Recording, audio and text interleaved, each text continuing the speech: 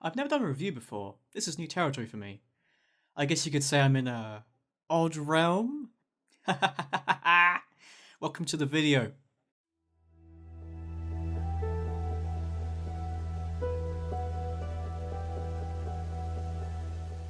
Let's try something new.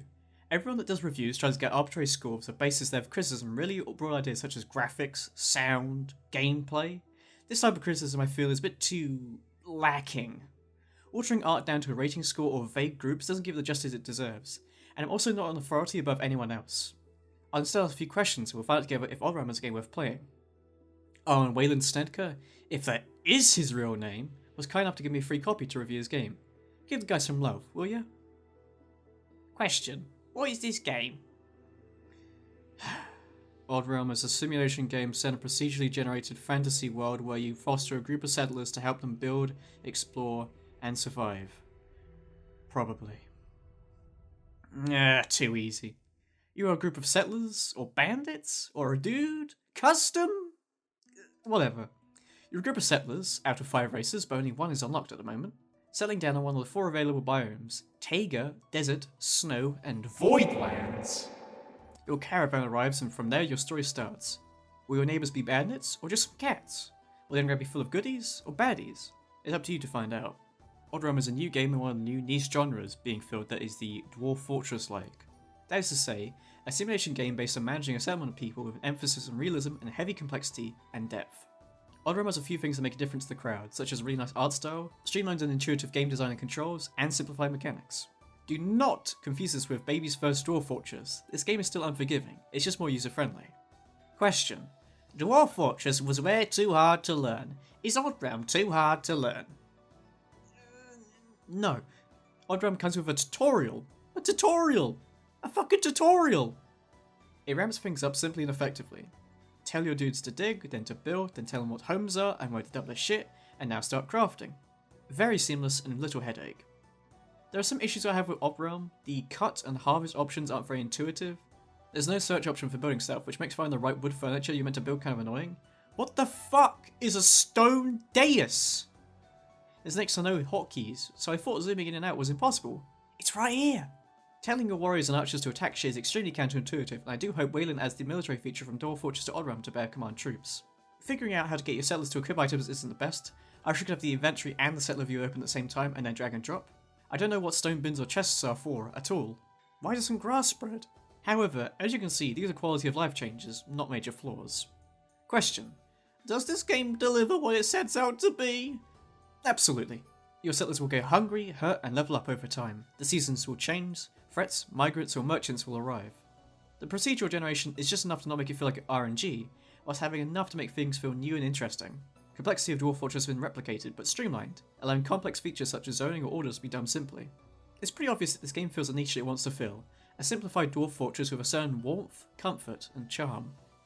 Question: if this game is a Dwarf Fortress clone but costs money, yet Dwarf Fortress is free, why should I buy it? At $10 with a lot of features on the horizon, there's no doubt this game is worth the price of entry. You get beautiful art, which admittedly has some visual hiccups like ooh, and some great music, although it lacks an ambience, so you'll get silence for some periods. A simple fix to the silence is to add some Minecraft-style noises to certain things. Make it low-key enough and ambient enough that players won't notice. It'll be like white noise like RPGs get. That's just an armchair solution though. What Wayland has also done is take certain modded ideas that Dwarf Fortress had, such as auto orders, and then adds them to his game straight up.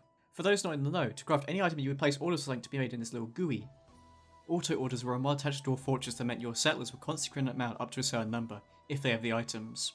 Wayland takes a lot of inspiration from Dwarf Fortress, no doubt about that, but the game wears it upon its sleeve and isn't afraid to try new ideas. Playing as different races with different traits is another well-modded system within Dwarf Fortress, but again, Wayland takes that idea and makes it part of the charm of his game. Certain complexities are removed to make certain things more fun.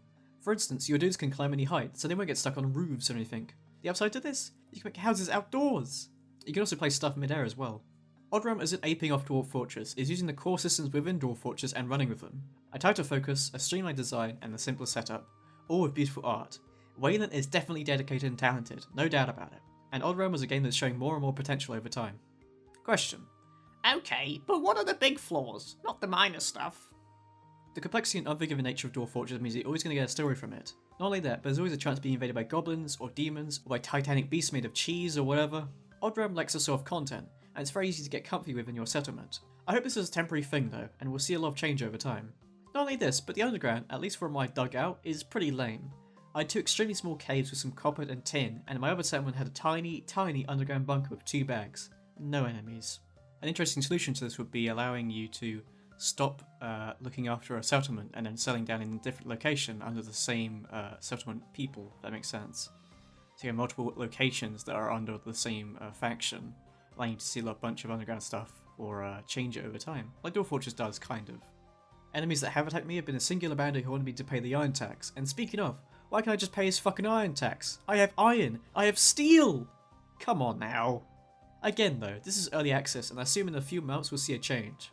But it's worth pointing out that if you buy this now, you're essentially playing top-down Minecraft for the time being, and you have too much of a challenge. Bottom line, do you recommend this game? Yeah! Even the early access state, I do. I've been enjoying the content so far, and this game is the right kind of cozy like Euro Truck Simulator, Minecraft, or yes, Dwarf Fortress. You can put a podcast on and just sort of play this in the background mindlessly. It's fun to slowly build a settlement over time. This is something to keep an eye on over the years, and I have no doubt this game will turn out really good with enough time and work. However, if you do buy this now, please be aware that you won't get enough content that you might be satisfied with. So, keep this on your wish list and see over time. That's my bottom line, and thanks for watching my review. A special thank you to Robin Burgess and Siegfried Pinzer. Siegfried Pinzer. Is that German? I can't speak fucking German. Fuck! Goodbye.